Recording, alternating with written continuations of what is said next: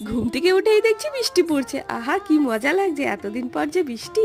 গাছগুলো আমার একটু জল পেলো, দেখে তো খুবই ভালো লাগে। আর এই গোলাপ গাছে কত ফুল এসছে দেখো। আর এখানে দেখো কিছুক্ষণ পরেই ঝড় শুরু হয়ে গেল।